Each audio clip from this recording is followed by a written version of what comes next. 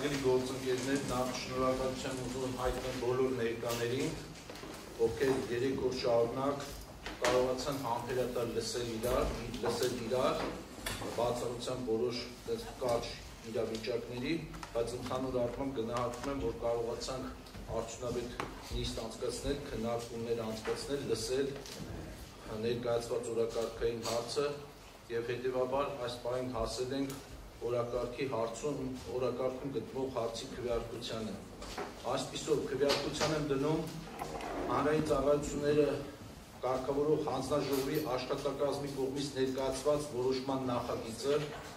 Հայաստանի էլեկտրական ցանցեր փակ բաժնետիրական ընկերության էլեկտրական էներգիայի հզորության բաշխման համար 0092 լիցենզիան դադարեցման մասին նախագիծը քննարկումների արդյունքներով առաջարկությունների խմբագրությամբ ովքեր են կողմ օրակարգի հարցին, այսինքն ովքեր են կողմ լիցենզիայի դադարեցմանը, ովքեր են դեմ, շնորհակալություն, պարոն Նռանյան, դուք ասելիք ունեք։ Շնորհակալություն, հարգելի գործընկերներ, մենք մի հատ իրավակարգավորում ունենք, համաձայն որի որոշման նախագծին դեմ քվեարկողը պետք է ներկայացնի հատուկ կարծիք, որը թույլ տվեք ներկայացնել, դրանից հետո որևէ հարց ու պատասխան պարզաբանում ելույթ չպետք է լինի,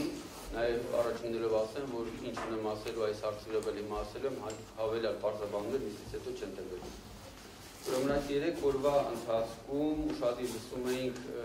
եւ ելույթները եւ հարց պատասխանը, ի հայտ են եկել մի շարք հարցեր, որոնք նույնպես ես տվեցի եւ իմ տեսակետը նաեւ ձևավորել է այդ հարցերի տրված պատասխաններից։ Առաջին խնդիրը, որ ուզում եմ նշել, դա իսկապես այս վարույթը կարճելու կամ կասեցնելու խնդիրն է, հաշվի առնելով այն հանգամանքը, որ թե սահմանադրական դատարանում, թե վարչական դատարանում գտնվում են գործեր, որոնք ուղղակի ազդեցություն են ունենալու այս ամբողջ գործընթացի վրա։ Այսպես, եթե սահմանադրական դատարանը, որքան ես սկսեցի դեկտեմբերի 16-ին, որևէ կետով ճանաչեց սահմանադրությանը հակասող օրենսդրական փոփոխությունները, ապա այս ամբողջ գործընթացը կարող է դառնալ հակասահմանադրական, երբ այդ հարցը տվեցին, ինձ ասեցին, որ վարույթի ժամանակ աշխատելիս կենտրոնացել են շատ հանգամանքների վրա փաստական, այլ ոչ թե այդ կետի վրա, բայց ես որպես հանձնաժողովի անդամ չեմ կարող հաշվի չառնել այն, որ մեր օրենքը, նկատի ունեմ հանրային ծառայությունների կարգավորման օրենքը, ասում է 33 հոդվածով եւ 34-ով, որ նման դեպքերում վարույթը պետք է կարճվի կամ կարճվի։ Իսկ այն իմ հարցը, թե ինչ հետևանք է ունենալու հանկարծ ամբողջ գործընթացը հակաօրինական ճանաչելու վերաբերյալ պատասխան չստացա, որովհետև իրականում գործընթացը ունի ֆինանսական լուրջ հետևանքներ, մարդիկ են ազատվում, մարդիկ են ընդունվում, վարկանիշային խնդիրներ կան եւ ասել, որ այդ ամենը մեզ չի հետարկում, կարծում դա ճիշտ չէ։ Նույնը վերաբերում է վարույթի հարուցման միջարկմանը։ Ինչ այլ փաստական հանգամանքների մասին։ Թեև ասում են կենտրոնացել եք փաստական հանգամանքների վրա, բայց վարույթը հարուցվել է ենթադրությունների վրա, որոնք նշված է լիազոր մարմնի ներկայացուցիչի կողմից եւ վարույթը իրականում գնահատվել է բոլորին այլ ուղղությամբ, ինչը ընդհանրապես չի համապատասխանում վարույթի անցկացման այն մեթոդաբանությանը, որը առկա է հանձնաժողովում եւ երկրում։ Մենք բազմաթիվ դիմումներ ստանում ենք եւ երբեք միայն դիմումի հիման վրա վարույթ չեն կարող հարուցել, մինչեւ համոզված չենք, որ առկա է խախտում, մինչեւ անպաստան փաստական հիմքերը չկան։ Այս դեպքում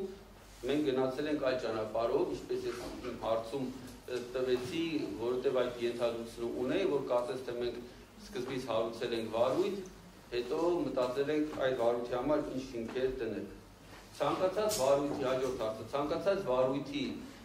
մեջ շատ կարևոր է կողմերի լսելիության ապահովման խնդիրը։ Ինչպես արդեն ասել էի, առաջի կողմը դա հարուցողն է, երկրորդը պատասխանողն է, կարող է հրավիրել այլ կողմեր, բայց այս դեպքում մենք փաստացի երկրորդ կողմ չունենք, որովհետև կողմը, որի հանդեպ այդ վարույթը հարուցվել է, ըստ էության ինքն է տեղեկություններ տալիս առաջի կողմին իր վարույթով հարուցված այդ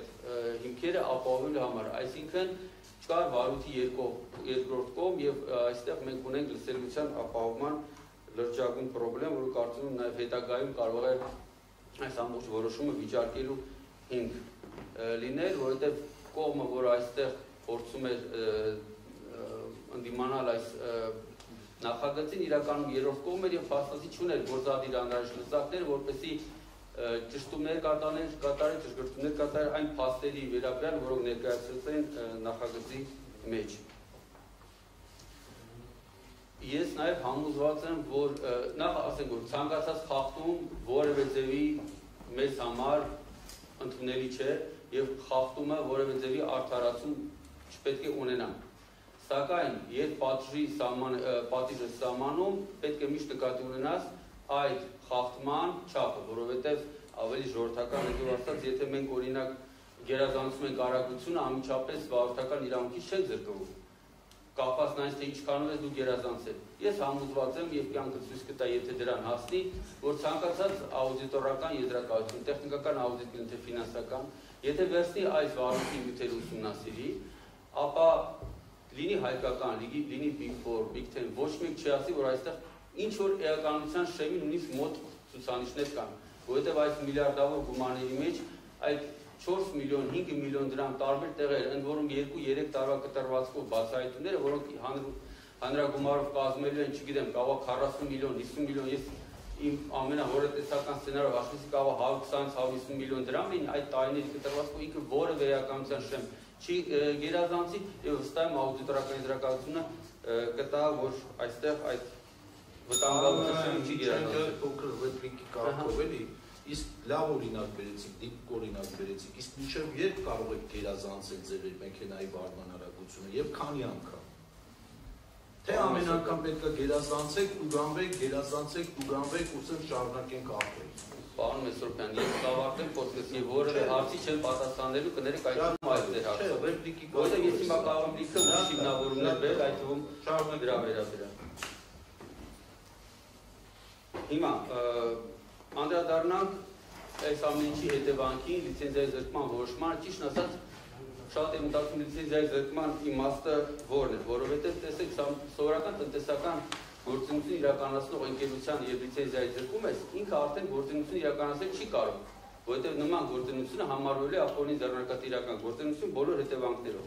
Այս պարագայում լիցենզիայի զրկումից հետո ընկերությունը շարունակում է աշխատել։ Շատերը մատնանշում են, որ այնտեղ կա ձևակերպում, համաձայն որի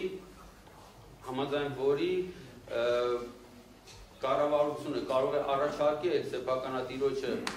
վաճառել ընկերությունը, եթե 3 ամսյա, կարծեմ 2 ամսյա ընթացքում համաձայնեցված կարգով այս գործարքը տեղի չի ունենում, ապա կառավարությունը կարող է ձեռք բերել ընկերությունը սահմանադրության 67 հոդվածի համաձայն։ Իսկապես, այո, ես համոզված եմ, որ առանց լիցենզիայի զրկման սահմանադրության 67 հոդվածը աշխատում է եւ ցանկացած տնտեսվարող կարող է կառավարություն դիմել, առաջարկով գնել, եթե չէ, գնա առաջնորդի սահմանադրությամբ։ Այդ պատճառով ես կարծում եմ հանձնաժողովը պետք է գնար այդ ճանապարհով։ Հանձնաժողովը իսկապես ես ինչ էլ ասեն մեր ընկերներ նախկին կառավարիչ Հեցի, գործընկերները, ես այնտեղ իսկապես տեսնում եմ բազմաթիվ խնդիրներ, մենք բոլորս ենք այդ խնդիրները տեսնում, այդ խնդիրները տեսնում ենք եւ կարծում եմ համապատասխան ձևի պաշար ձևով վարույթ անցկացման դեպքում պետք է ստուգանել ոչ թե նախկինում այլ 10 միլիոն եք ստուգանել, 20 միլիոն, այլ պետք է մի հատ լավ լուրջ բաժական որոշում կիրառել Հեցի նկատմամբ, որ նաև սեփականատիրոջ ուշադրություն հրավիրենք բազմաթիվ խնդիրների, որոնք Հեցում իսկապես առկա են, եւ նաև մենք որպես վերահսկող մարմին, այո, կարգավորող մարմին ուժեղացնենք մեր գործառույթները։ Իսկ ինչ վերաբերում է սեփականության խնդրին, ապա գոյություն ունի սահմանադրություն, սահմանադրության 67 հոդված, դա պետք է իրականացվի այդ շրջանակում եւ հանձնաժողովը այդ գործընթացից պետք է որևէ առնչություն չունենա։ Շնորհակալություն։ Հարգելի գործընկերներ, օրակարգը սպառված է նիստ ավարտված։